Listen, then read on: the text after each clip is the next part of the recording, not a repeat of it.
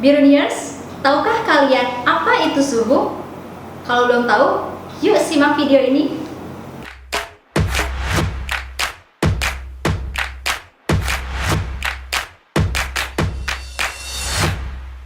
Halo Biruniers, kembali lagi bersama Kak Dita dalam program Biruni Combo Learning.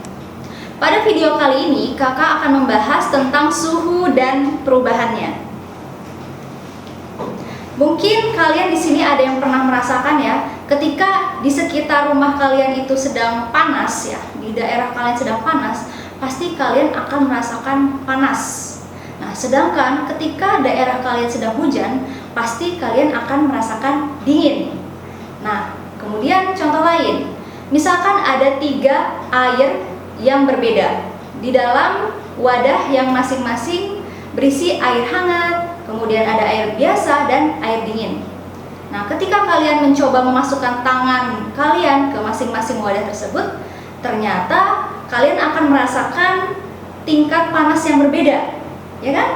Nah, tingkat panas yang berbeda itulah disebut dengan suhu.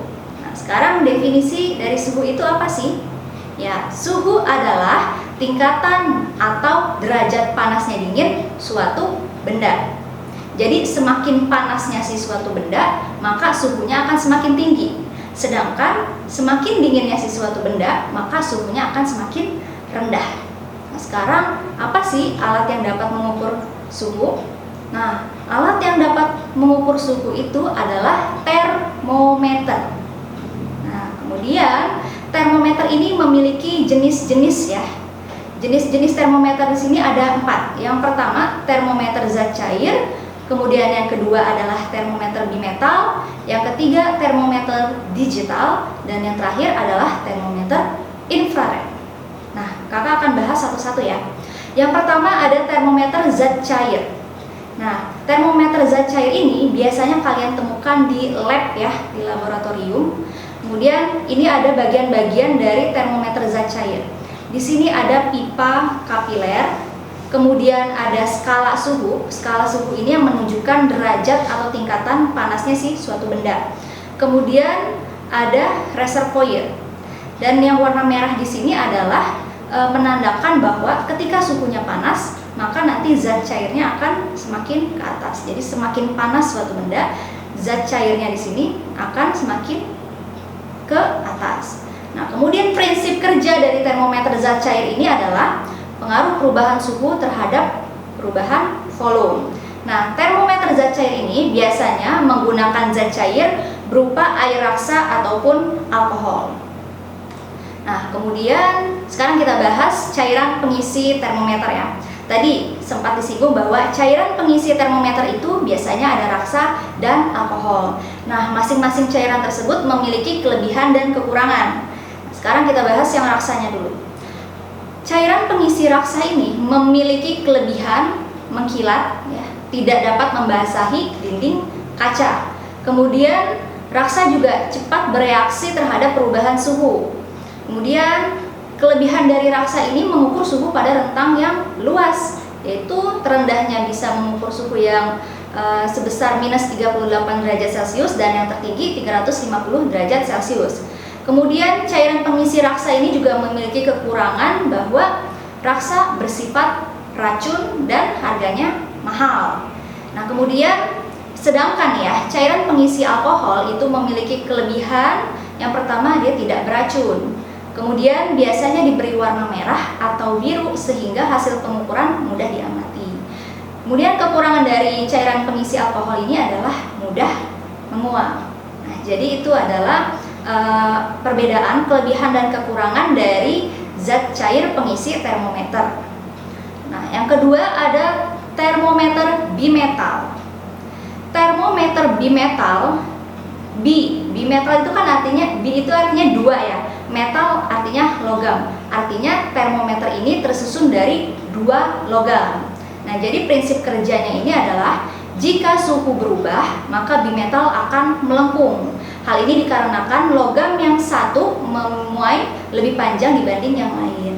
Jadi ketika si logamnya ini diberikan panas atau dipanaskan, maka logam ini akan cenderung melengkung ke arah yang koefisien muai panjangnya lebih kecil. Sedangkan kalau misalkan logamnya ini didinginkan, maka logam atau bimetal ini akan cenderung melengkung ke arah yang koefisien muai panjangnya lebih besar, seperti itu. Kemudian jenis termometer yang ketiga yaitu ada termometer digital. Nah, termometer digital ini yang paling sering digunakan saat ini ya. Kalau biasanya di rumah-rumah nih pasti adalah seseorang atau siapapun yang memiliki termometer digital di rumahnya untuk mengukur suhu adik-adik sekalian gitu. Nah, termometer digital ini memiliki prinsip kerja yaitu menggunakan sensor panas elektronik untuk mengukur suhu tubuh. Nah, jadi di termometer digital ini ada sensor panasnya ya. Semakin panasnya si suhu badan, maka angka derajatnya yang ditampilkan di termometer digital itu akan semakin tinggi, seperti itu. Kemudian jenis termometer selanjutnya atau yang terakhir adalah termometer infrared atau inframerah. Nah, termometer infrared ini yang sekarang kalian sering lihat ya di mana-mana, di mall ataupun di tempat bimbel seperti itu. Nah, di sini termometer infrared memiliki prinsip kerja yaitu mengukur suhu radiasi infrared yang dipancarkan objek. Jadi semakin panas pancaran energi dari si objek atau dari si manusia itu, maka infrarednya akan semakin besar, maka pancaran energi infrarednya akan semakin besar. Sehingga ketika pancaran infrarednya semakin besar, maka suhu yang ada di termometer infrared itu juga akan semakin meningkat. Nah, sekian mengenai penjelasan definisi dari suhu dan jenis-jenis termometer. Selanjutnya kakak akan menjelaskan mengenai skala dari suhu termometer. Jadi jangan lupa saksikan video selanjutnya.